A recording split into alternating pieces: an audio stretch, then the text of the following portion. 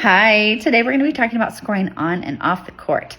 My name is Fran. I'm a sex counselor. I support men in getting more of what they want in the bedroom. We're going to be reading all about it from the book, one of my very favorites, The Myth of Sex Addiction. Let's dive right in.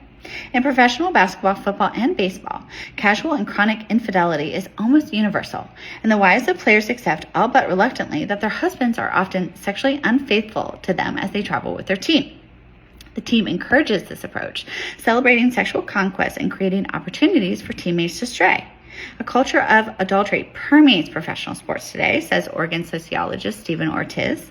And the wives of these athletes must simply cope and accept the sexual behaviors of their celebrity athlete husbands, who themselves are coping with boredom, peer group pressure, team loyalty, opportunity, sense of self-importance, and the availability of women who seem to be irresistibly attracted to professional athletes.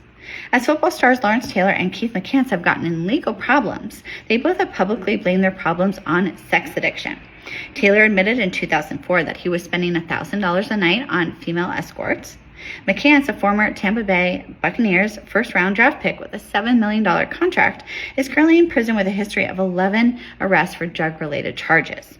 Interestingly, McCants prefers to blame his problems on sex as opposed to drugs, and here's what he says. He says, "I have a sex addiction. I really didn't want to get it out there, but that's it. What people do for drugs, I do for sex. Drugs just happen to be in it. I've been messing with women who did drugs. Sometimes I took the rap for them and ended up in jail. I'm not saying what I did was right, but that's what happened.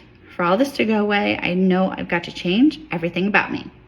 We grant these top athletes extraordinary privileges and excuse horrific behaviors from them. They are frequently violent to each other, to strangers, to their wives and girlfriends. Not only do they engage in incredibly high rates of infidelity, but the rates of rape and sexual assault are extraordinarily high in many male athletes. At many college campuses, sexual assaults by athletes make up an extraordinarily high and disproportionate percentage of the overall campus sexual assault rates. The author says, "I see no evidence that society is changing its view towards the entitlement that celebrity athletes receive. What I do see is that when this approach to life and sex gets a man in trouble, it's labeled an addiction. Otherwise, it's just success." And I would absolutely love to get your take on this.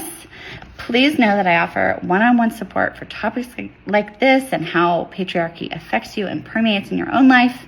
If I don't hear from you, though, I'm wishing you the very best day of your life. Bye.